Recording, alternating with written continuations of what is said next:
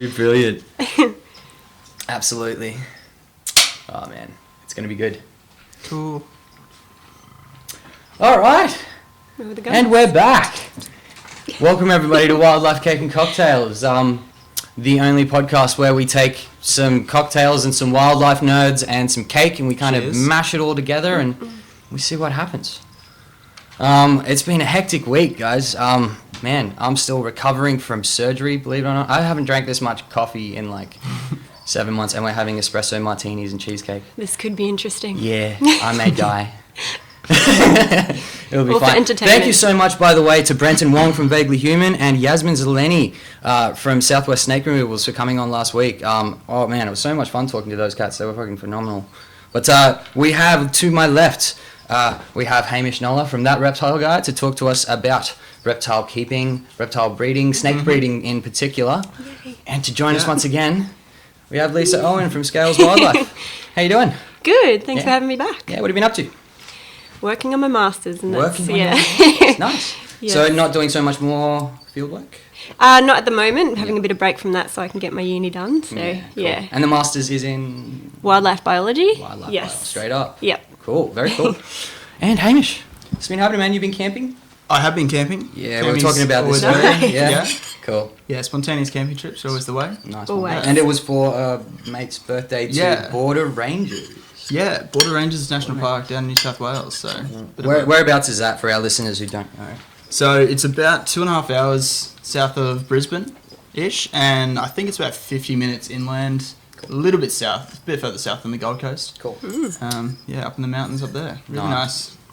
Yeah, cool. And did you guys, did you guys just go out there to party and get drunk in the bush, or were you herping, or what was the deal? No, so a bit of a Herping, range. by the way, we'll explain that bit of terminology. Whoa. It does catch people. Last time yes. When we say herping, it is a activity where you go into the wild looking for reptiles and amphibians, herpetofauna. Yes. We do like to say we're running around with our friends in the bush catching herps. It sounds bad. It does, but it is just looking for reptiles. So don't get excited and go herping. Either one's fine. But They're be both safe. fun. Yeah, be safe herping in touch bush. them. Yeah. But feel free to look. Yeah. Is it? Hang on, wait.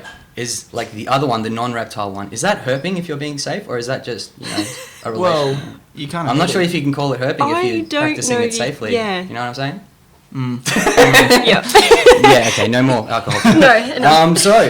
Back to the Cold out there snakes. still, or? It is still very cold down there. Yeah. Surprisingly cold. I crossed the Queensland border and I think it jumped up by about 20 degrees. It was 0 degrees at 6 a.m. this morning. Oh God. Lovely. Oh, that's So- right. You came back today. Yeah, I woke up in the bush this morning. Nice and one. drove back up here. Freezing cold. Start a fire. Well, Get warm. Yeah, we had a good fire last night, Yeah, but cool. I love the cold, so I was happy. Yeah, I was right. very happy. I'm originally, I was born in Germany. My parents are from Finland, and then we moved to Melbourne for my first 10 years in Australia until I was around 12. Then we moved to Noosa. So it's been like cold, Big cold, move, cold, yeah. cold, cold, cold, cold, And cold, cold, tropical. and then here's tropical. So I'm done with the cold. I like reptiles. They hang out in warm places, and I'm gonna hang out there with them. That cold. Yeah, I don't know, man. After a while, it just gets in your bones. I don't like it. Man. Yeah. I like snowboarding. Not a I'm a fan. big fan of snowboarding Same. and skiing and stuff. Holidaying in the cold. Yeah, that's right. You get in. It's the way to go. and- And You then you get come out. home. Yeah, and you don't that's stay right. there. Yeah. Yeah. And now you're back here, and you're doing the. Are you still doing the run tomorrow? Yeah, doing the Bridge to Brisbane tomorrow morning. Holy crap! So that's going to be good fun. It's pretty chilled. Like, it sounds more extreme than it is. Well, It's okay. Again, pretty I've chilled. had surgery recently, and Yeah. I've been recovering. I lost 18 kilos of muscle mass, so the idea of doing a marathon Maybe after don't do going a camping- 10k run. Yeah, no. Probably in my fittest, I would have struggled to do a 10k Yeah. run. So No. the cake and the cocktails is in your Yeah, little this is fitness prep. regime. This is Yeah. prep for the 10k run Yeah, tomorrow. good. You might, just don't go to sleep. Just keep drinking. Yeah, I reckon no, you that's a good show up idea. wasted, Yeah, but yeah. I mean, if you're drinking these goddamn caffeine things, caffeine and vodka, you'll survive anything. You'll be able to drag a fridge up Mount Everest with enough of these things in here. Yeah, All so that's right. tomorrow morning. I got a mate coming over tomorrow as well. Oh yeah. He's been driving up to Cape York for the last 2 months. Holy crap. And he's just got back. And he's going to have some pretty wild stories. Oh yeah. What's he been doing up And, there? he just went full driving and road tripping up there with a mate. Cool. Herping, I imagine. Yes. Yeah. I'm annoyed at him. They actually. Oh. He found his first wild blackhead. Oh. So I'm jealous, and it was. He's going to show me all the photos, give me all the details tomorrow. Yeah. He said it was much further south than he expected to find one. Interesting. Which was interesting. Yeah, cool. I mean, still within their expected range. Still within their So expected no range. It wasn't unusual, but it was fairly far south. It was quite south. So yeah, cool. It'd be interesting to hear more about that. They are like I've worked in the field a few times in like the area where you're going to get blackheads. Never found. It's my unicorn. It's my unicorn. You still haven't had one? No, absolutely. And all the fauna spotting and all the ecological stuff. Really? Still have not seen a black-headed pike. There was one day where I got switched from one fauna spotting site to another, and the day they switched me off that site, they find like a 2-meter black-headed python. Do you remember that? Of course. Lisa? Yeah. Where was that out west? Was it? Yeah. Yeah. I think Nick and everybody, a bunch of our friends who we were working with at the time. Yeah, I'd been so amped to find one, and then the day that I get moved to a different site, that's like it's a giant, beautiful black-headed python, and they took like one photo. I've been west, I've been north, I've been all the way to Darwin, still haven't found one yet, and that's why I'm so annoyed. Because it's just not fair. I've tried, I've worked hard, I've put in some the people hours. have all the luck. I mean, you can put in the hours, but it just doesn't happen. Yeah, I found a couple in Gladstone. Yeah. First a couple. Yeah. And, see, another one who's just go away. He's like falling over them. Yeah. Oh my god. Much.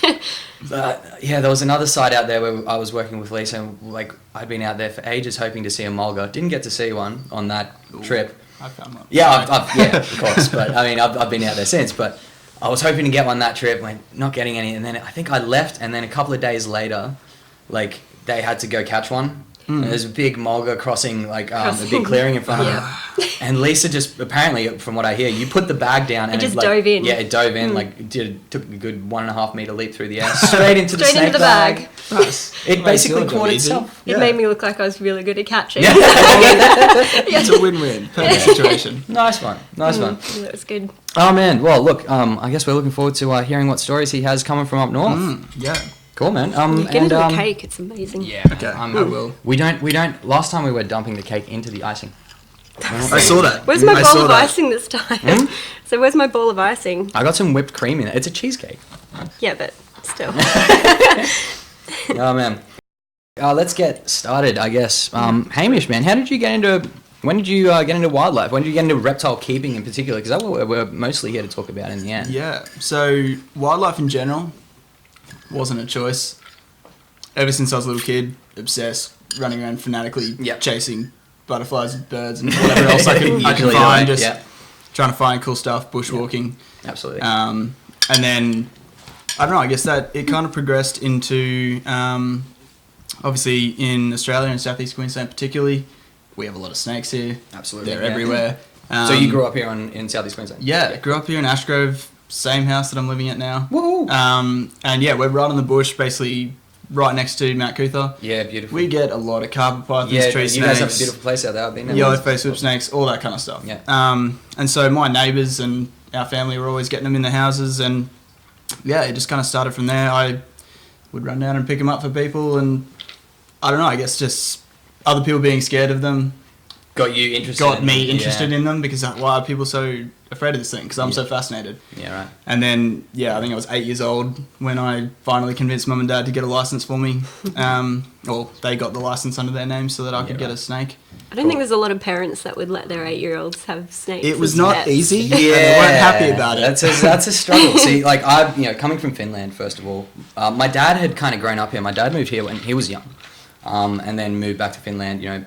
Met my mom, had me and my brother while they were living in Germany, then moved over here. So my dad was, he knew a little bit about the area where, down in Victoria, where he grew up. So we did a bit of camping and stuff down there. But, keeping reptiles in the house. No. Well, I mean, I got blue-tongue lizards when I was 6, and I was stoked, man. I was so happy. I had these 2 blue-tongue lizards. They were the southern blotched blue-tongues, Tulipa nigra, which we don't get up here. They're beautiful little blotched form down there with a little coppery head. Love those little things. They're a lot darker. Yeah. I guess it's probably, pick up, absorb heat a little bit better when they're doing their morning. Yeah, that southern trade. Yeah, that's right.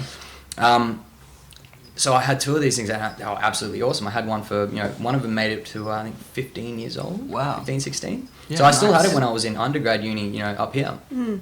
And that's really cool. Yeah. When someone keeps a reptile for that long. Yeah, man. I mean, there's so many people who just sort of buy and sell and swap. Yeah. And then dump them keeping and the stuff. same reptile from, That's it. It's really like cool. any other pet. It's a real commitment. You got to know how long they live for. Some carpet pythons might make it over 20 years some of the time. I know someone who had an olive that made it to 31 years old. So impressive. There you go. That's beautiful. Yeah. That's amazing. So look, I wanted to get a snake as soon as I got these carpet pythons, and fuck no. Yeah. It's not going to happen. It was not happening. So then I got to I was keeping blue tongues, and I was always out herping and looking for wildlife with friends and this kind of stuff, getting involved with whatever I could. In high school, we for a woodwork class we built a terrarium. Yeah. Cool. Put it into the biology room and got hooked up with a local vet. One of their kids was in the school there, so we started this little program where we were rehabbing carpet pythons and little blue tongues. Yeah, nice. It was really cool.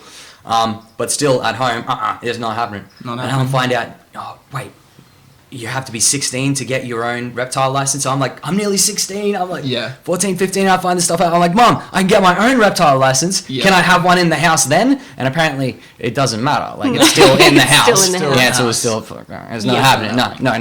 Not until you move out. So that's really cool of your parents, man. And look, it was really cool of my parents, to be honest. Yeah. For anybody's parents to let them keep something that they are personally a little bit, I guess, anxious about, but to let their kids get that experience and follow their own interest in it is, I think, really, really cool. And so especially because, a lot of people are used to the reptile industry now. It's huge. It's blown up like crazy in the last sort of 5 years or so. Yeah. When I was 8, that was, 17 years ago. Yeah, right. There wasn't much of a reptile industry back then. Not a whole lot of guidance as well. It existed, but the internet wasn't the same. Facebook wasn't around. Yeah.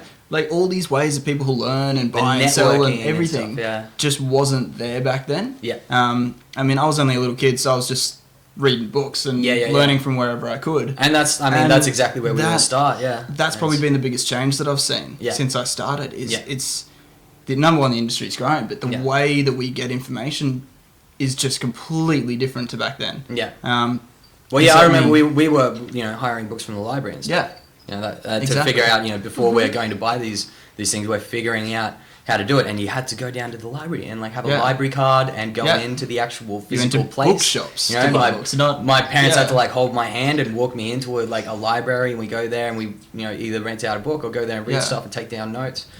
I complain about not being able to get a snake, but honestly, my parents were so cool, and thank you so much to them for them. Of course, it's what led me down the pathway where I am now. So that's it. Yeah, very cool, man. And so you started with Murray Darling carpets. Murray Darling carpets. Yeah, so I started with Murray Darling carpets. Tell the people about the Murray Darling carpet. So Murray Darling carpet. Is that imbricata? Yes. It's one of the carpet pythons. Not a huge snake. Get a bit smaller. Really nice. There's some absolutely beautiful forms of it. And obviously with the name Murray Darling, the locality is in the sort of Murray Darling Basin, a little bit further south than the south and west than our sort of coastals. And, exactly. Even the diamonds. And they get the coloration is quite different to the coastals. So it's the coastals much more your browns. These ones are more of your greys. Yeah. And then you can get some that are spectacular with orange flecking all through them. Really, really beautiful snakes. Yeah. But they were good for me because they're a little bit smaller than some of your more common ones around here. Yeah, like a big coastal carpet. Yeah, some of the coastals, they're big chunky snakes and blackheads, things like that. Blackheads, olives, all that was sort of off the question when Mum and Dad found out they get to 2.5+ meters. They said no, we're not putting up with that. Did you tell them how big the olives get? It's just a big noodle. Well, fine. Yeah, they weren't having a bar of that. That wasn't going to happen. Yeah, no, that's understood. So I had them for quite a while, and then I had a little bit. There was a little bit of time off there, going through sort of high school and stuff where we didn't have anything. And then basically spent a lot of time more with the wild ones, doing that kind of stuff. And then, the bug hit again pretty quick. And cool. Yeah, life got in the way for a little while there and then came straight back. And now I don't know. Back into it full time, pretty much, or go back 6 months or so when I had a lot of hatchlings. There's 50 plus snakes in the house. Wow. And yeah, so that's a lot of feeding. That's a lot of tub cleaning. That's a lot of money spent on F10 disinfectants. It's a lot of work. Yeah, you sort of, that's the thing with having a collection like that. You sort of have to go through periods of what you can and can't handle at the time, and whether or not you've got hatchlings or adults or. And look, while we're talking F10, I'm guessing hygiene is one of the major things when you got that many animals, particularly juvies, which are, when snakes are little, they might not eat as much, but they're eating more frequently. They're growing they are shitting. And especially when you are in contact with wild ones, you have to be careful. Like most people probably don't put a lot of effort in, and they keep your ethanol wash on your hands, keep your F10 handy, and most people probably get away with it, to be honest. But if you don't, and something bad happens, it's on you. Yeah. So you really look, have to be it's careful. even to the point of like when you have that many babies, I'm guessing you're doing like F10 foot bath at the entry to the thing just to dip in. Yeah, well, I mean, shoe bath. I have sort of different snakes in different areas of the house, so that that's sort of a way that I can keep them separate, so the hatchlings are away from everything else. And obviously anything wild is you got far away from the captives, because you just never know what you might be bringing in. That's very smart. And especially when, who knows what could be out there. There could be illnesses that we don't even know about yet. Well, I mean, I don't want to be the first one to get it. So. And we from what I understand, and this is an issue for python keepers. There's a disease out there called sunshine virus. That, and I think we're still unsure about the method of transmission. Is that correct? I don't personally know. I think there might be some people who know more than most about it, but I think at this stage it's still quite a mystery disease. Yeah. But it can wipe out collections, from what I hear. And it has. Yeah. Some people have some pretty bad issues with that. Yeah. And that's the thing. Like once you've got it, how do you know when it's truly gone? Maybe it's dormant. Maybe, I mean, who knows? It's a pretty scary thing to have. So you basically got to isolate everything you have there, or give up and burn down the house. Yeah, and I know some breeders are doing testing for it, so it can be tested for. Yeah. And obviously, if you do have a big collection or you're selling to the public, that's a good thing to do. And absolutely. Highly. The speed at which a snake breeder's seller reputation goes down in the hobby, in the reptile hobby, is very, very quick. Well, even just the risk of the thought, the possibility that you might be there is enough to mean that you won't sell a snake again. I mean, that's right. Yeah, and so it should be. Like it's a very serious thing. If I don't want anyone's reputation to be tarnished, but if things do go wrong, imagine if that's getting into some of the wild populations. Imagine if that's a snake that gets sent overseas to another state.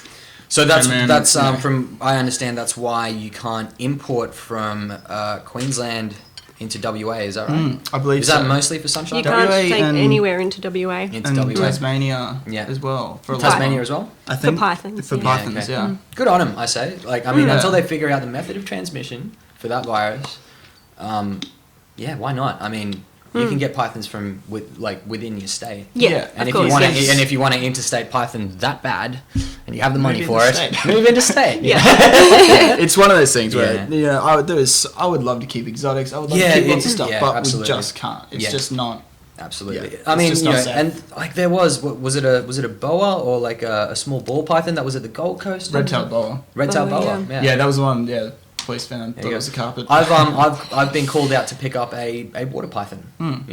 We've called out, I did a water python as well. As well. Over at Alex Hills, there is people's escaped pets that get out that are natives. For those who don't know, water pythons are from the Northern Territory. Yeah, that's right. If you find one in Queensland, in southeast Queensland, it's probably not meant to be there. Yeah, here in Brisbane. That being said, there's been a few that have been found in the Pine Rivers area. It's happened apparently on a couple of occasions.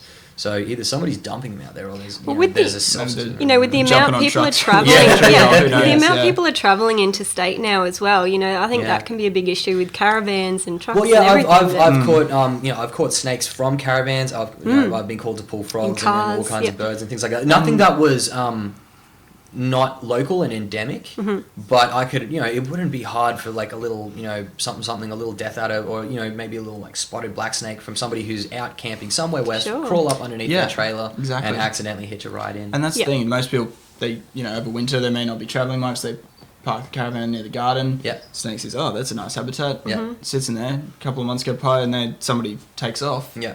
And they're taking that snake with them. Well, that was one of our relocation jobs, I think, earlier this week. They, a family, and they were, after winter, they're getting their caravan ready for springtime. I had one about just over a week ago. Yeah. As soon as you start moving those big things that haven't been moved for a while. Yep. They've found a nice place to hide. That's where they want to be. Somewhere nice and warm. Yeah. If you haven't touched your caravan in a while, maybe check it. Yeah. Check that. I mean, it's always first. Anytime you're checking something outside, that's been sitting there for a while, it's always kind of good to check it out a little bit cautiously, I guess. Yeah. So you got into doing some demo work there for a while as well, wasn't it? Yeah. So I've sort of been involved in a few different little projects here and there. Bit of volunteering, bit of paid work.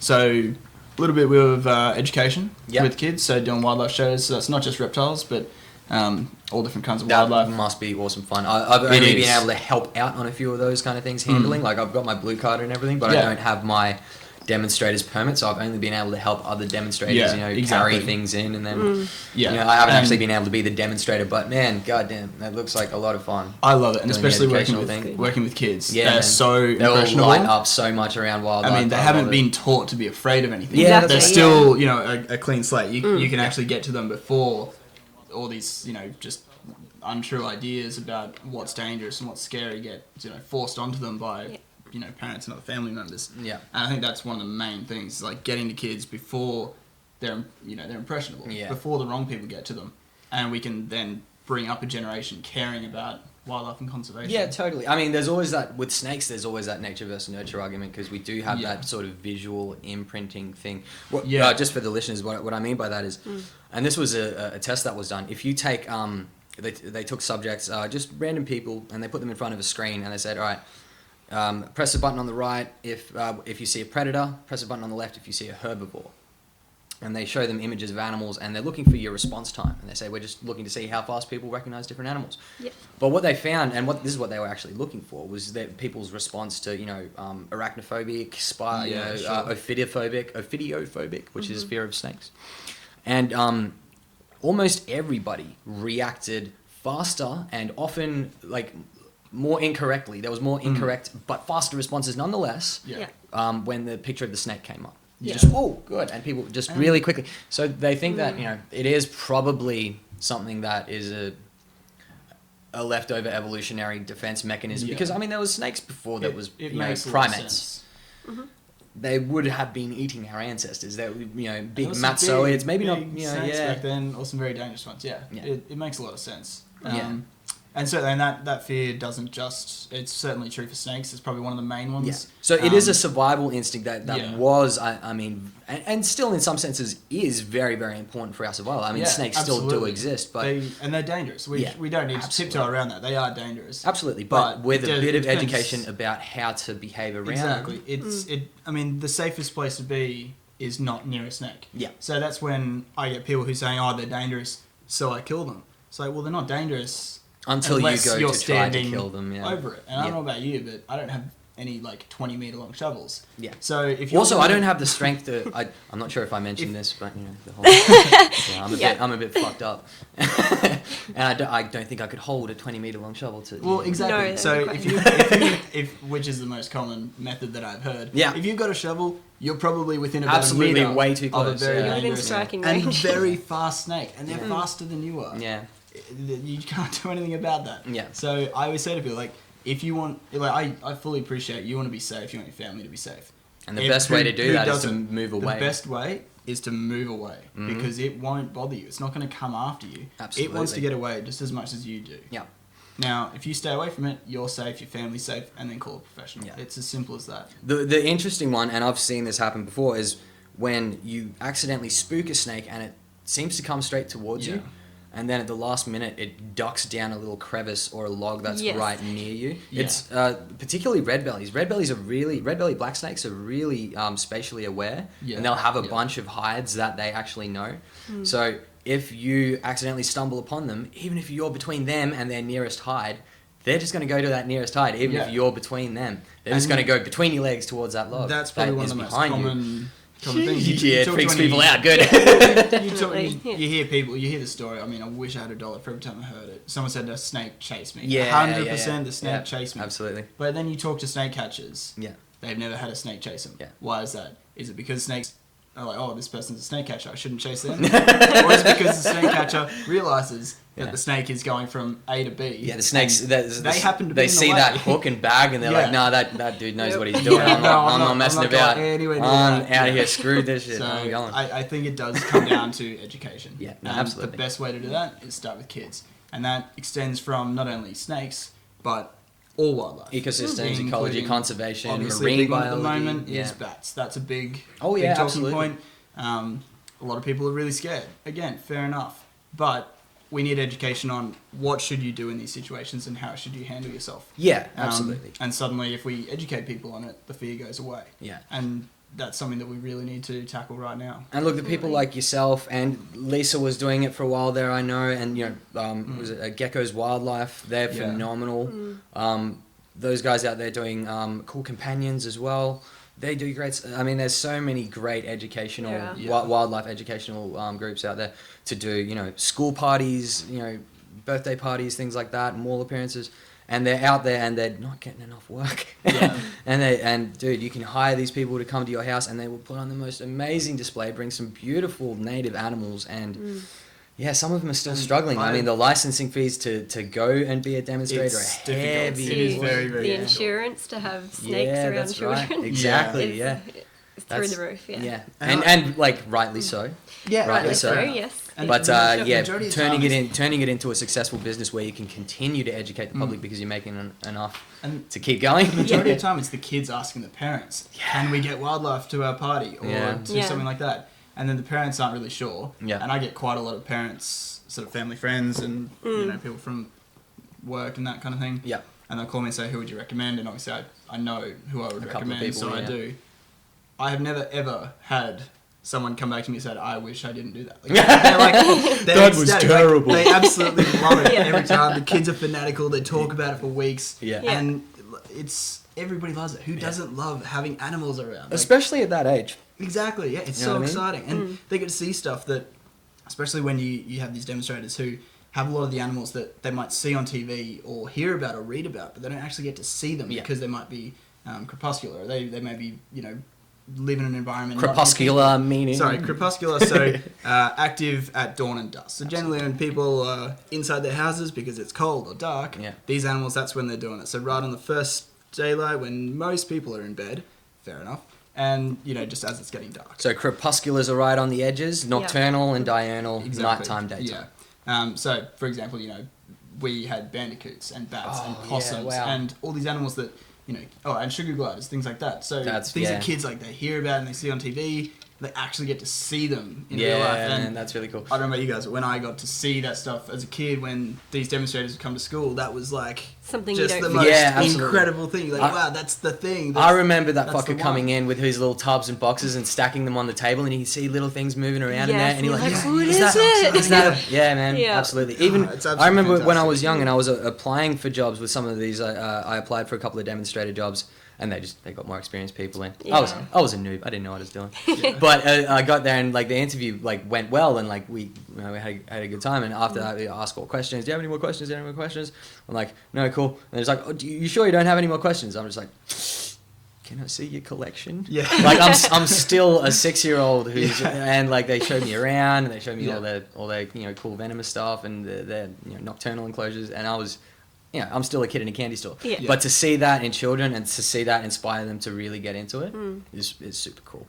So I massive respect for anybody who does that kind of educational demo work. It's really cool. Yeah, no, so I've done a bit of that. I've done some work, basically, when you do get any permits, you need to do venomous snake handling or wildlife handling.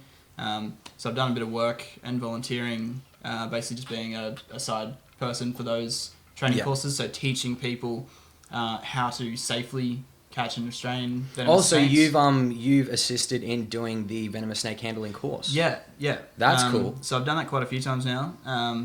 That's one of the things. One of the best ways. One of the ways that you've learnt something is if you can pass that knowledge on accurately to somebody else. Exactly. So that's always been one of my things. Is even if it's just one of your idiot buddies, and if you can after a bunch of beers just be like, hey man, check this shit out, and you can actually explain it to them, and they're just like, oh, that's what they mean by quantum physics. Then you have a sort of alright. Nobody understands quantum physics, but but you can at least pass on some of the basic concepts. Then you must understand those basic concepts somewhat well. Either that, or you're feeding them a bunch of bullshit. Yes. That can also happen. It's a great way to like sort of critique yourself as well. Check your sources, but they may ask questions. You're like, actually, I don't know. Absolutely. Or I think I know, but I'm not sure. And it's a nice way to kind of find the edge of your knowledge as well. Yeah, exactly. Yeah, somebody will always hit you with something new. It's like, what do they know about this? And god damn it, you stumped me there. Yeah, it's nice. It's nice. It's always nice when you get there, and there is always that edge of knowledge that you will hit eventually. Yeah, it's a fun conversation. Once you hit that point in a conversation. Yeah, now you kind of... that to me is always a lot of fun. Yeah. And that's a great one because I've done sort of displays at like university open days. That's cool. So out at Gatton University where I attend do wildlife science, open day every year. I'm there, I'm volunteering. That's cool. So we do stuff with wildlife for the Certificate 4 program. Well, that's cool because you got like genetics students coming up to you, hitting you up with like hard stuff like, oh man, how many chromosomes, what do they know about how many single nucleotide polymorphisms it has in it? And you get prospective students, you get prospective parents of students, you get current students, ex-students, people who studied decades ago and want to know what's happening now. Yeah. You get such a range of people. Cool. And because it's an open day, you got to know your shit. Offers this stuff. Number one, you got to know your shit. Yeah. But also, you get really cool and interesting people who are genuinely wanting to know about stuff. And that's really cool as well because it's not your lame. It's like, oh, how big does it get? Which, that's fine as well because that's the majority of what people want to know. Yeah. But how big does it get? How big of a tank do I need to keep it in? Yeah, exactly. Like, can I keep it in a tub? Yeah. On Olive Path. I have a shoebox. Yeah. We're going to need a bigger boat. You get some really interesting questions, which that's the bit I love the most. Yeah, because you can see, like, this is another human being that cares about something that I care about. Well, yeah, that man. That keeps me going. Well, that's one of the reasons why we wanted to do this podcast is, like, passionate people like yourselves. I love having these conversations. It's like I said, when we get to sort of weird edge some of the time. Yeah. I feel tingly. And I don't know about you guys, but I find that myself included, a lot of wildlife people generally get we're quite introverted. We spend a lot of time on ourselves. Absolutely. There's a few things. Out to the bush by ourselves, and that's totally fine. We don't mind. Yeah. But it does make it hard to find other people who are also in the bush by themselves. Yeah, that's right. Yeah. And look, scientists have a bit of a reputation of not being the best communitators. No. And biologists are no different. Talk to each other and not really anyone else, and the sort of gaps between us. So yeah, it's having that, and it sort of goes back to what we were saying before with the internet and everything is made it so much easier for people to do these kind of things and meet like-minded individuals. And instead of like walking through the street covered in your pet snakes, like I'm a normal person. It won't go down. Not really. No, it doesn't. Speaking of all the snakes, let's talk about snake breeding, man. How did you get into that? Was that something that you'd always wanted to do, or is something that you kind of slowly? No, it wasn't something I always wanted to do. In fact, back when I started keeping when I was a kid, I was like, that's for like scientists and stuff. Yeah, I couldn't possibly do that. Like that's crazy. Like and then I kept for quite a long time, and basically just that natural progression of like I want more and I want to do more. You kind of get the bug, and especially when I started getting into studying science and studying ecology, things like that. And really started getting into the idea of breeding for conservation. Yeah. That really, really pushed me. That was probably the thing where I said, I need to start learning this stuff because I was messaging people saying, oh, I'm really interested about this like small elapid, that's endangered, like broadheads or things like that, where it's like, are we breeding? What are we doing? Like, what's happening? Yeah, what's the breeding program running for such and almost the first question that everyone asked me is like, oh, have you bred anything before? What's your experience of breeding? Yeah. And I'd be like, kept snakes. Yeah. I've never bred anything. There's the door. And so, like, to get involved in these projects, which you need to have that experience. You need to have experience. Yeah, so absolutely. I was happy keeping them just because I enjoyed having them. I certainly wanted to get into the conservation side of things. So basically, like care and rehabilitation of injured wildlife. That was always something I had planned. And it sort of like progressed to if you want to do this. there is quite a need, I believe, for captive breeding of endangered species because sometimes like we have this idea of protectionism where it's like, oh, just leave them alone and protect them. It doesn't always work, and sometimes you really don't have a choice. Like we need to bring things into captivity. Well, the idea of leave them alone and protect them is unfortunately sometimes messed up by unscrupulous douchebags who want to make money, first of all, and secondly by the damage that we do to the ecosystem. I guess sometimes fairly directly, but a lot of the time, kind of unconsciously as a sort of secondary result of just the size of humanity. And there's so many species out there that are in this situation at the moment. Right. Unfortunately, with just growth and development, there's a lot of habitats that are getting, smaller and smaller and smaller. Yeah, and right. This is just an inevitable occurrence that's going to happen. Sure. So we do have a lot of habitats and species that need our help. Yeah. And unfortunately, like I would love for the world to just be like, everybody loves all these animals and we're going to save them all, but that doesn't happen. Yeah. Most people don't really care, which is the sad truth. We need, basically, we're going to make people care who don't already care about wildlife. Yeah. We need to give them some incentive. And a lot of time, that's money. Yeah. So if you put a monetary value on something, suddenly people who didn't care before do care. And that's often the big way that well, sometimes that's the only way you can get people to care about a certain wild species is to turn it into a wild commodity. And that's it's a sad reality of conservation, but that's sometimes the only. It kind of feels like you're making a deal with the devil sometimes. Yeah. But to me, the way I see it, it's like, well, you've got two options. Either we can leave it alone and tell ourselves we're going to protect it and then let it go extinct. Yeah.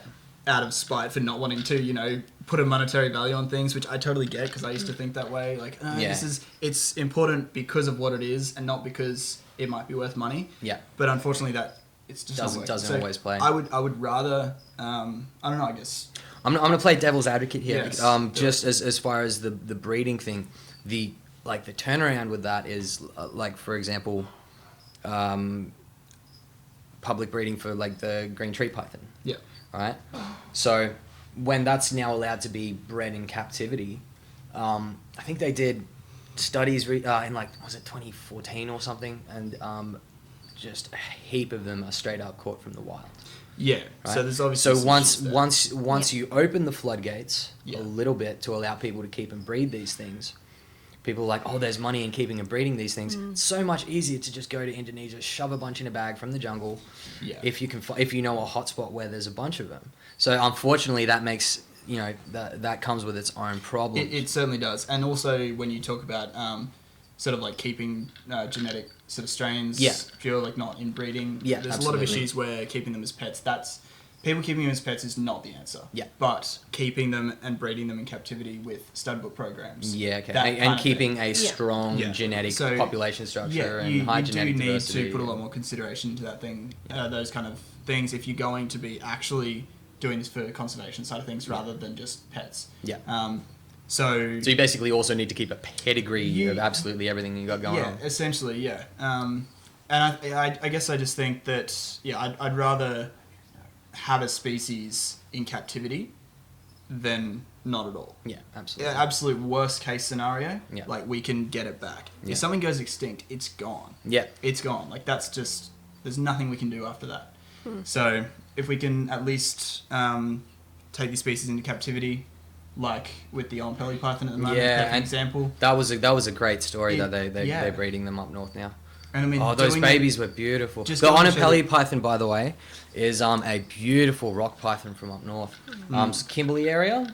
Yeah, they sort of all throughout the Northern Territory. Yeah. So they range from quite north through sort of Arnhem Land, that kind of area. Yeah, that's a big snake. Yeah, basically hang out in the rocky, sort of like the sandstone escarpments up there. Big rock wallabies and stuff creeks, up there. Yeah. Jesus, they're beautiful snakes. Yeah, they're gorgeous. Yeah, so that's a perfect example where we know the species is, I mean, we don't know a lot about it, but we're fairly certain the populations are declining. Yeah. Either we say, oh, well, let's just sort of protect it and see what we can do, and then we'll see what happens. Yeah. Or we say, well, how about we do that and we bring them into captivity? It's just another way that we can try to conserve the species. Do you know who's running the program? I forget the name, but they're absolute legends. Whoever's running that is such a champion. Much props to whoever's breeding the Pelly pythons up there in the Northern Territory. Shout outs to you. I'm going to have a drink for you right now, actually. Guys, I think we're going to have to end our little bit of chit chat here and move into some new research topics. Yeah, cool. Let's do it. Yeah. Basically, we're just going to move into just some couple of interesting bits of research that have been coming in and out.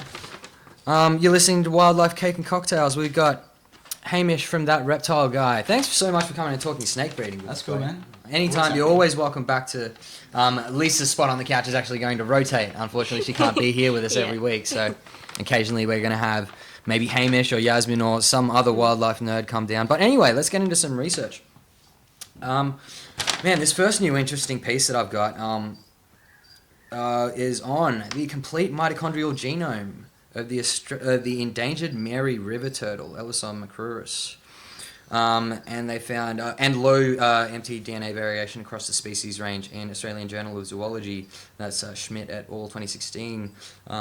That's the molecular genetics crew there at Griffith University, doing awesome stuff. Yes. Interesting stuff. So if the Mary river turtle is massively endangered. It's one of these species that totally needs some breeding programs out there, in my opinion. Yeah. But the nest nest surveys indicate that survival in the breeding population is down about 95% since 1974. So they've gotten crushed. Today, goanna and fox predation is probably the main cause of a lot of their reduced recruitment rates and stuff like that.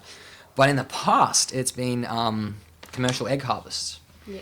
So Mary river turtles were kept as a pet. This is one of these things that we were talking about, the difference between, I guess, unregulated keeping and regulated keeping, and then the difference between that and a conservation breeding program. This was basically completely unregulated keeping. So people would go out and raid nests so you could breed them. Which is just not the right way to do things. Yeah, no, it's not. It's really not. On top of that, look, these little guys, they breed in spring and summer, and they have to travel up to 2 kilometers from their sort of vegetated banks. Is it upstream to the sandy? I'm not sure. I think it's upstream towards sandy banks where they prefer to nest. So they've got this massive sort of dispersal period during their reproductive phase. It makes them a little bit vulnerable as well. But anyway, over there at Griffith, Schmidt et al. I believe that's Daniel Schmidt down there at Griffith, doing fantastic stuff. They've done some shotgun sequencing, and they've sequenced the entire mitochondrial genome. All 37 genes, 16.5 kilo base pairs. So I'll just explain a little bit what that means. Shotgun sequences is very similar to the method how they sequence the human genome. You basically take the whole genome and you smash it into bits. One way to do it is with what they call a sonicator. You basically shake it apart with sound waves. And sounds so hardcore. Yeah, it's amazing. Yeah. Just play it some metal. And some really nice licks. And it just shreds apart. And then you do what's called chain termination sequencing, the Sanger sequencing, which goes from those broken ends you sequence forward. All right? Now, you're not going to get really long bits of sequence, but because you're doing it in so many copies of the genome and in so many random places, you're going to get sequences which overlap. And then using computation, you can put all those overlapping sequences together, see where they match up to get a full genetic sequence, and then you can read that for variation and stuff like that. Or you can compare it against other genomes out there by aligning it with something like BLAST, which is a basic local alignment sequencing tool. Local sequence alignment tool. Alignment sequencing tool. I don't know my acronyms. Who knows? I was the genetics guy. Now I've had far too much coffee and vodka. Anyway, very interesting stuff. Look, they have such a reduced distribution, dramatically reduced population size due to the whole pet trade thing, and really low genetic diversity.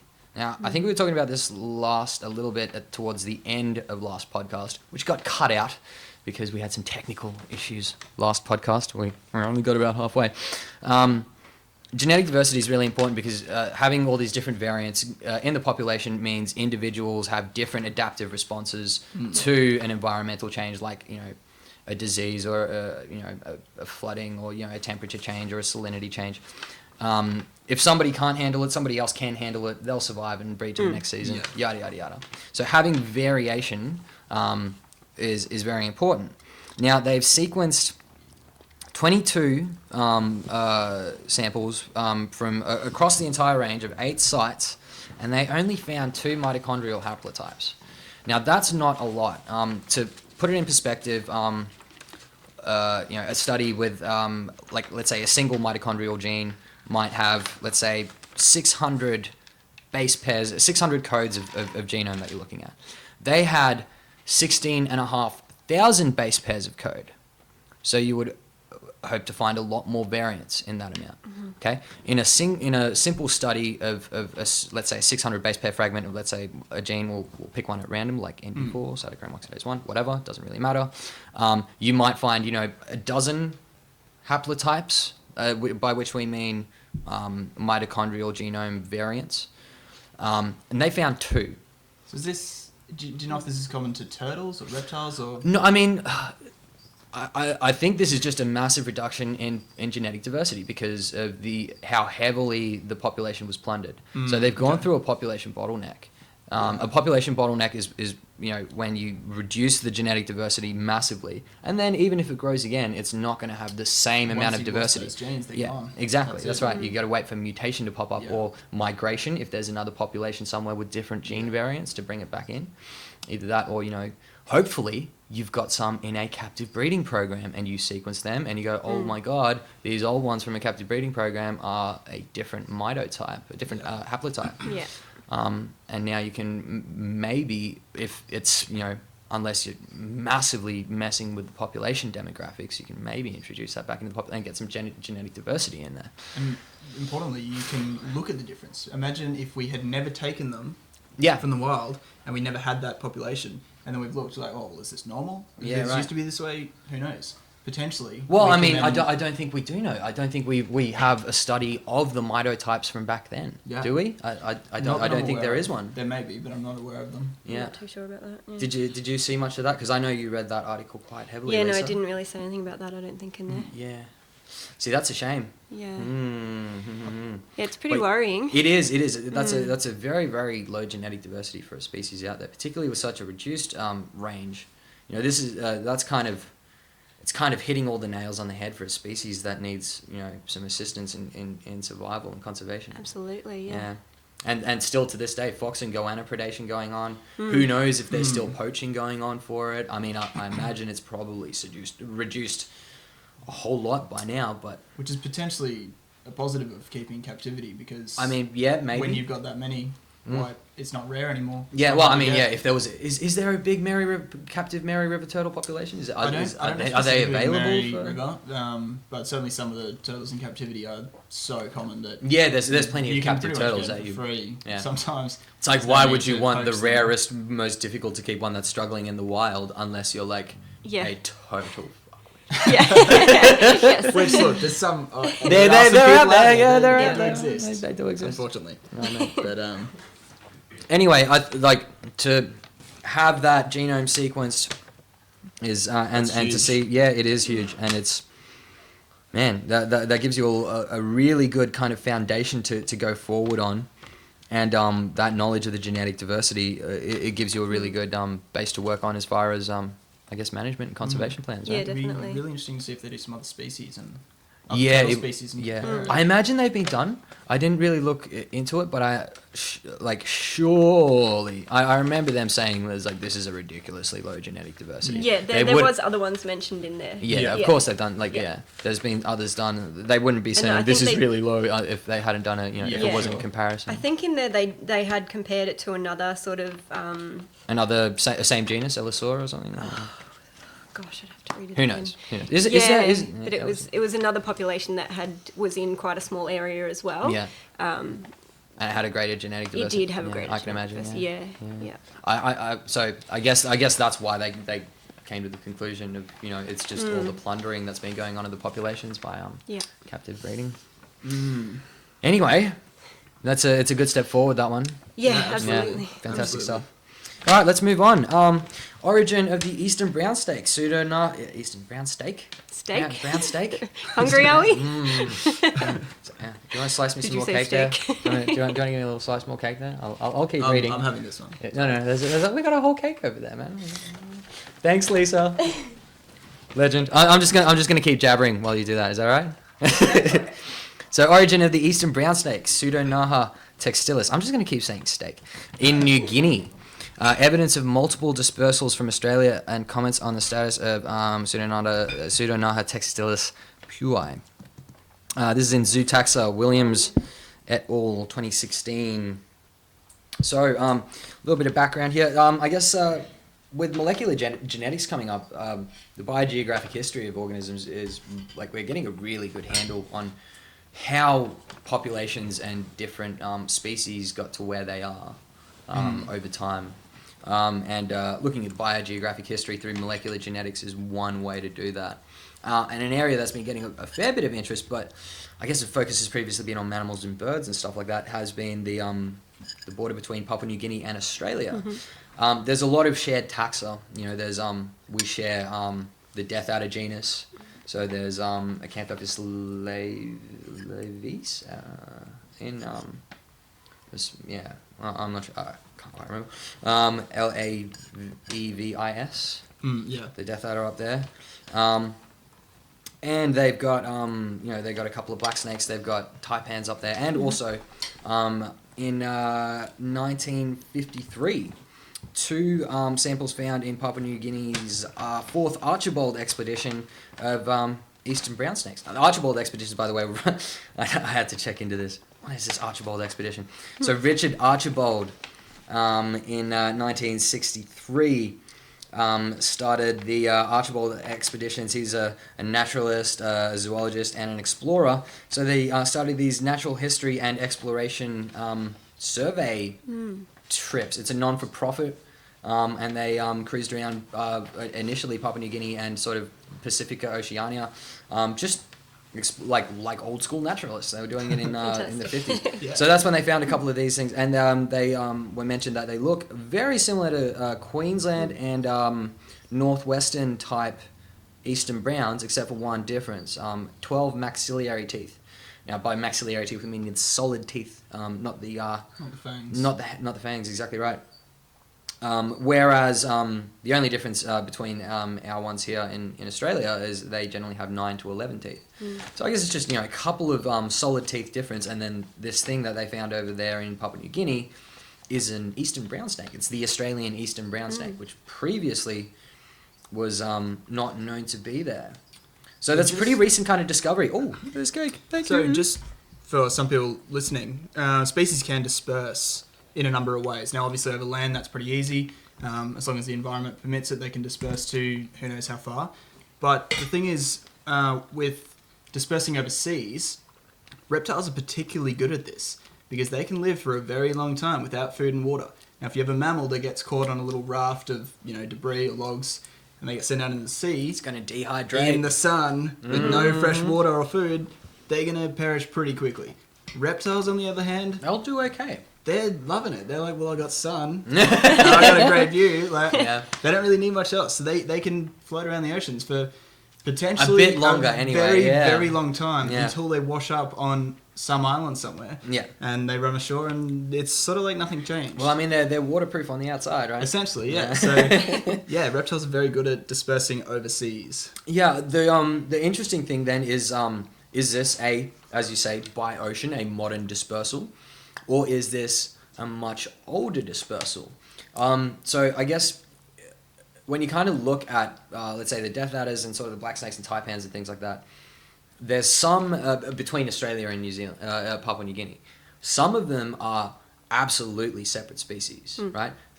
There's the Papua New Guinea black snakes, and then there's the Australian groups of black snakes. There's a couple of Papua New Guinea Death Adders, and then there's the Australian groups of Death Adders.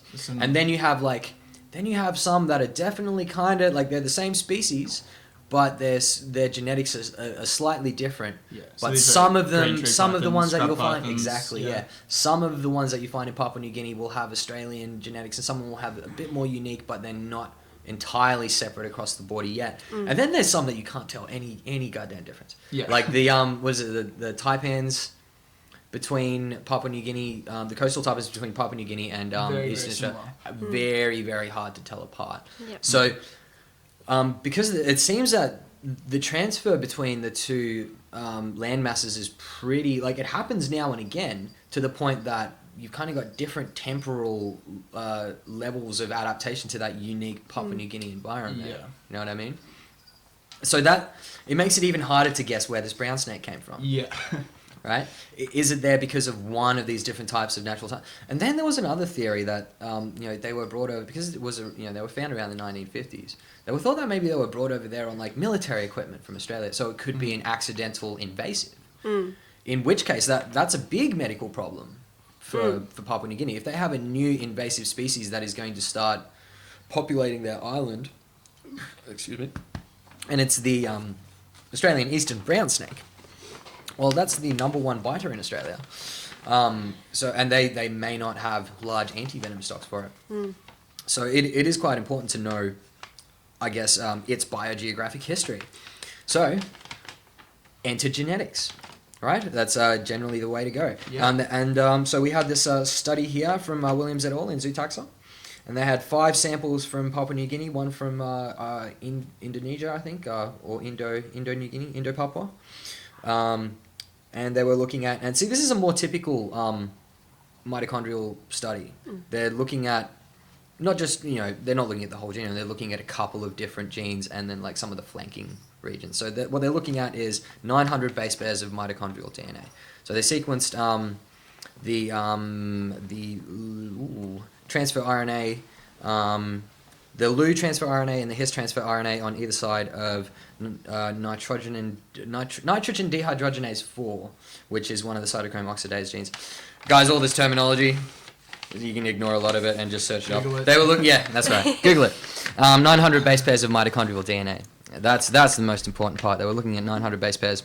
The last study was looking at 16,500 base pairs. That's the difference between sort of a genomic study and a genetic study. But still, I mean, you still get amazing data, biogeographic data, and it's easier to do. It's easier, quicker. Sometimes quick and nasty gets you the exact same result. Who gives a fuck? Yeah. So, interestingly, the sort of southeast, northwest, and central West Australian groupings of brown snakes exist. So we've got a sort of southeastern group of brown snakes that's all along the east coast. We've got a central western group, and we've got a northeastern group of eastern brown snake. That's kind of how the genetics break up into these little subpopulations. Now, if you're looking at the phylogeny and then kind of backtrack. By phylogeny, I mean, like, for your listeners, I mean kind of a branching tree of life, and we're building this using the differences in genetics. An easy way to wrap your around this, and this isn't the general method used, is called the distance method. If you take 2 DNA sequences and you just compare the number of overall differences and compare that, divide that by the number of base pairs, then you get a percentage difference. And we call that the genetic distance between 2 sequences. It's very, very simple, and it's a very, very crude method. It's completely ignoring the importance of different substitutions and things like that. Ignore all that for now. Just imagine that we've got these different levels of genetic distance between sequences. And now we draw like a pedigree with, on closer branches, we have ones with less distance between them. Branches with more branches between them, samples with more branches between them, greater genetic distance. So that's one way to build a phylogeny, very simple and crude. When doing this, you can then also, if you know the rate at which things mutate, if you can create a molecular clock, then you can track back to when those splits in the tree happened. And this is what we do what they do a lot of the time with biogeography, by looking at kind of phylogeography. So you put phylogenetics over geography. It looks like there's been 2 Pleistocene dispersals. So the Pleistocene was 2.6 million to 12,000 years ago, long time ago. The sea level dropped 75 meters during the Pleistocene glaciation. So there was glaciers during the Pleistocene, and the sea level around Australia dropped 75 meters. And that seems to be when these groups have come over, because it seems that the eastern New Guinea and the western Indo-Papua haplogroups, respectively, came from northeast and central west Australian haplogroups. So central west, a little bit above central west Australia, you've got kind of the bit of Darwin there. Yeah, right. And from that tip, we've had some go through to Indo-Papua out in the west. And then sort of from Cape York, I imagine, we've had the northeastern Australian group go to sort of eastern New Guinea. And it appears they're actually a completely natural dispersal. Why it hasn't been all one big push is because those were separate land bridges. Yeah. Even though the ocean went down, in between them was what is now the Gulf of Carpentaria. That was Lake Carpentaria. Yeah. That was a giant inland lake. Yeah. So they were moving on either side of this lake in two different genetic groupings. You had the eastern haplotypes on one side of Lake Carpentaria crossing the land bridge, and then on the other side of Lake Carpentaria, you had the central western eastern brown snake group going in sort of Indo-Papua. So really, really cool study showing that they are actually more than likely absolutely native. They dispersed there separately, but around the same time apparently. I think, if I got that right. In the Pleistocene, during a glacial period when there was a 75-meter sea level drop. Do we know how long that period lasted for? The sea level drop. The sea level drop? We, as scientists, do. I do not. I have no idea. I have no idea how long that. So that would have been one of the glacial periods. We're in an interglacial now, folks. We're in a nice, lovely, warm interglacial, which is why the sea levels are a bit higher. And we'll get a lot higher if we fuck it up. Guys, we've been chatting a lot. I think we're going to have to move on from new research. We've got all this great stuff to talk about, but I think we're going to have to keep on going onto some news. Yeah, and we'll bring it back. We'll talk about it next time. Yeah. Let's move on to some news subjects, guys. We're running out of time. We got stuff to talk about. Oh man. I'm still really buzzed off all this caffeine. I'm like, if I drink any more of these, I'm going to start seeing the future. Good talking point, though. Yeah. Let us know. Yeah, we'll find out. I'll get back to you guys and find out what's happening on some new research. So, all right, from ABC Online. This is a little bit old already. 18th of August, the Queensland government got blocked in their attempt to close loopholes in the Vegetation Management Act. Bit of a shame for the conservation-minded out there. If you guys know the statewide land cover and trees study, that's SLATS, from 2014 to 2015. That showed that 269,000 hectares of woody vegetation has been cleared. In 2014 to 2015. And that doubled, didn't it, since... That's a double since 2011 to 2012. Yeah. That's terrible. 108,000 hectares of that, I think, was in the Great Barrier Reef catchment area. That's a huge amount of vegetation clearing going on in some very, very sensitive areas during a time when the reef is being in some serious strife. Dr. Tim Sealing from the Queensland Conservation Council made it very clear that this is Queensland causing 90% of Australia's land clearing greenhouse gas. So when you clear trees, you actually cause greenhouse gas by trees now dying and rotting, or like being mulched and then rotting. It's releasing a lot of CO2 and methane as the microbes, Because that CO2 is stored absolutely in the trees. in the wood. Grow, yeah, that's right. Absorbing that CO2 from the atmosphere and storing it in. And then when you slowly let it, when you mulch it up and rather quickly let it rot on the ground, you're releasing that very, very fast. And that has happened once before, and it caused a mass extinction on our planet. Which mass extinction was that? Which one? Was it the KT boundary? Or? I can't remember which one it was. But that was before, that was when plants basically evolved lignin, and they started getting bigger and taller. They evolved from the little liverworts and mosses. Yep. They got big, they started absorbing all this carbon. Yeah, and then mega oxygen. Nothing was breaking them down. Those trees were just going down to the ground. Yeah. And then we had a lot of volcanic activity, burnt all of those trees that had not been broken down. Massive, massive greenhouse gas effect. So I just crunched up the coffee bean that was in there. Oh my god. Sorry to disrupt. Continue. It's something we know what happens when carbon is released into the atmosphere. It's happened before. Bad things happened. Let's not make that mistake again. We don't want to do it. Let's not do that. So look, it's not good. That's 35 million tons of CO2 per year that Queensland is releasing.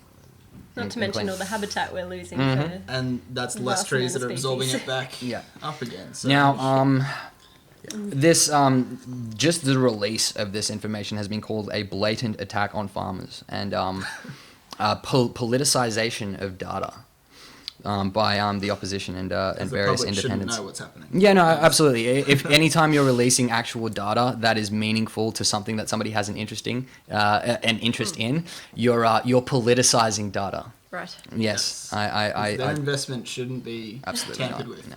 How dare you? Yes, it was totally a blatant attack, not a well done, well funded study. That, ladies and gentlemen, is sarcasm. But let's move on. Something a bit more fun. Yeah. In the conversation, this one was fun. An article called Pokecology, as in Pokemon Poke-ecology, a mixture of Pokemon and ecology. People will never put down their phones, but games can get them focused on nature. So this is an opinion this was an article based on an opinion in restoration ecology called Egress, How Technophilia Can Reinforce Biophilia to Improve Ecological Restoration. If you guys have played Ingress, then you're a little bit older and you saw the Pokemon thing coming and you're like, oh my god, this is going to take over everything. I have to hide. But the Pokemon thing now is massive and I love it. I think it's phenomenal. I was always a big Pokemon fan. I'm not a big gamer, but I love being a wildlife. I love Pokemon. Yeah. So I love to see people out there enjoying it. I think it gets people interested in the idea of weird, bizarre wildlife and getting involved in a wildlife. Being active. Yeah, being active, but being passionate about wildlife, even if it is imaginary. God damn it, that's great. But it's getting people outside. It's competitive, it's fun, and it's outdoor interaction through these mobile augmented reality games. Mm-hmm. So, like, imagine what you could do if you could sort of, let's say you put rarer Pokemon in only an old growth forest. You know, the forest has to be well maintained, restored, and if you have a crappy landscape that has been completely destroyed, no Pokemon there. Yep. So people start planting trees. Yeah. I mean, that's a pretty extreme sort of example of like manipulating people with it. Manipulating people into planting trees using mobile augmented reality. Well, we're already manipulating them into exercising. And that's right. Yeah. I know I say manipulating, but I'm not sure I'm against it. Yeah. Maybe I am. I don't know. But it's the idea anyway is to use these mobile augmented reality things to get people outside, get people more involved in their ecosystems. Mm.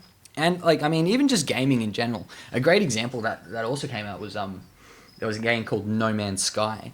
And it's basically a computer program that just permutates new worlds with new organisms throughout this virtual space. Equations. Based on code. So they have their own genetic algorithms and their own world building algorithms, and off it goes. It permutates and creates just this giant universe for you to go and explore.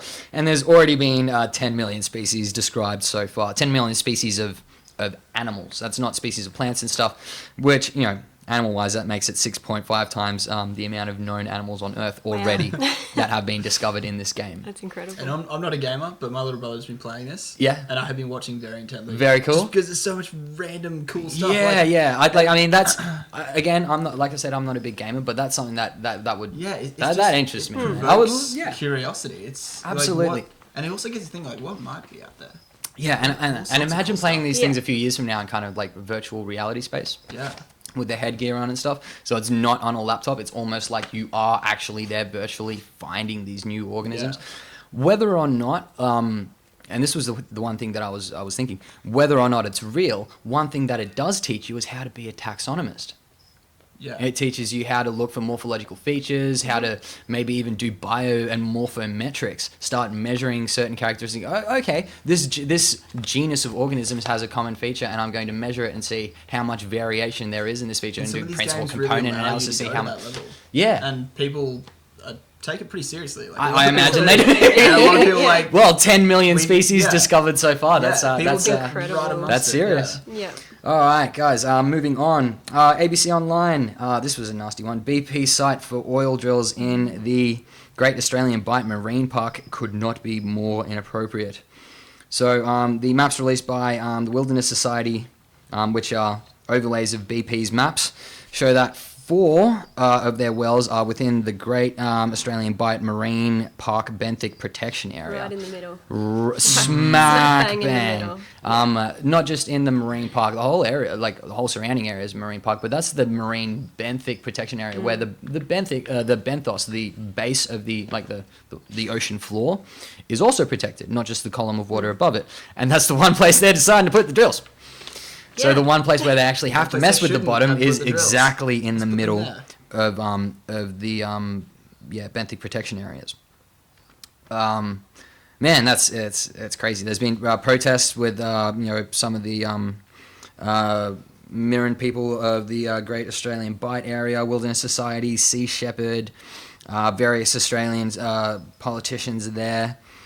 Man, and this is from BP, who in 2010 dumped how many 80 million liters of oil into the Gulf of Mexico? Scary. Yeah, something terrible. Too much. So yeah, that's an interesting one, guys. If you've got a conservation opinion on anything and you want to write to somebody or do something, that's definitely good. Marine protection in Australia, I think, is a big one. We have so much amazing marine life, and we've been really good with it so far. There hasn't been a lot of oil spills on our coasts. Yeah. Australia, we've said it before and we've said it again. Australia's ecology is unique and sensitive because of how resource poor the landscape is.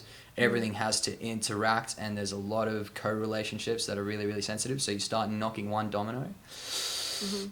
Our ecosystem really can't handle as much perturbation as a lot of other places can, because of that resource, that resource limitation and all that. Yeah. Gondwana's just been sitting here for a long time, getting sapped of resources. Right? We don't have much left, so we gotta. Yeah, everything's pretty reliant on each other. All right, this was a really cool one, guys. Did you guys hear about the Greenland shark? Yes. That was awesome. Okay, yeah. I knew you guys would have been on that one. So this is the Greenland shark, Somniosus microcephalus. I hope I got that right. Now the oldest known vertebrate. They get up to potentially 400 years old. So this is a beautiful old shark. Incredible.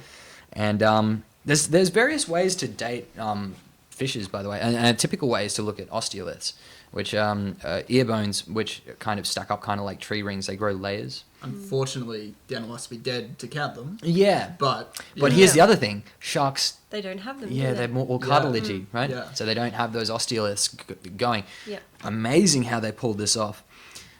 During development in the womb, the lenses of the eye, the protein layers are laid down sequentially. So you can actually look at the different layers of a dead whale shark's eyeball and do carbon dating, radiocarbon dating of the proteins in the different layers of the lens. Yeah. To get an age. That's insane. On top of that, they can actually see with the radiocarbon dating from one of the layers, they can see where the 1950s are. They can use that as a marker because there was A-bombs going into the marine food web. It was time of the atomic bomb testing in the Pacific. So even then, through the food chain, some of that carbon, is it carbon-14? Yes. Yeah. Yeah. I think so, yeah. Can be detected. There's a spike in the amount of radioactive carbon in one of the eye layers of this animal, just because it's eating. Kind of convenient, but let's not drop any more. Yeah, no, kind of convenient. It gives us a nice marker in the eyeball of green. We've done it once. That's enough. Yeah, we don't need to put any more markers in, like radioactive markers into the ocean. Yeah, that's it. Yeah, we're good. Yeah. So it's like a 1960s, timestamp that's gone in through the food web, but just phenomenal. Incredible. Yeah. First of all, that you could detect that through the food web, but also to use that method to date. Use carbon dating in the eye. Yeah. It's incredible. Just to show like. And again, look, they it's not like they were murdering these sharks. These were bycatch. These were accidental bycatch from trawling. So they had these samples on hand. It's not like they went out and speared them like Ahab. And interestingly, they only get to breeding age at 150 years old. Yeah, that's right. So look, that's very important for conservation with these guys as well. Yeah. Looking at bycatch rates and what's actually happening with the populations. I didn't look into their reproductive rate either. How many they have? Yeah, I imagine not many. Yeah, I wouldn't think Being so. a big slow breeder, I imagine they're it would probably take a long time. Yeah. Is it K selected or R? I always forget the term. It's an ecological term anyway. Let's say, K-selected are things which have a slower lifestyle and are usually in more resource poor areas in general, although it can go either way depending on your lifestyle. But K-selected animals will have fewer larger offspring less frequently and breed later, whereas R-selected offspring are rabbits. Yeah. And they breed. So a good way to remember that, the way I remember, you've got your carrying capacity, which is often signed as a capital K. Yes. So K carrying capacity, of course. Yes. Carrying capacity, basically K-adapted species generally live at or slightly below carrying capacity. Yeah. And very few fluctuations in their population. Whereas your R, is that really I just think rapid. Yeah. So you think you get a mouse plague. Yeah. That's because those resources such as rain, food, suddenly went up. And they need to take advantage of it before it disappears. So they breed like crazy. Yeah. And they have a massive spike, and then it falls just as quickly. Yeah, wow. Whereas the K species, generally. I think that also might be here because of how that is how they will reproduce. But in certain areas, there's enough nutrients to keep that going. Whereas here in Australia, we do get those spike and falls. Yeah, right. Sure. Because of how ephemeral our water and our resources are all season. God damn it.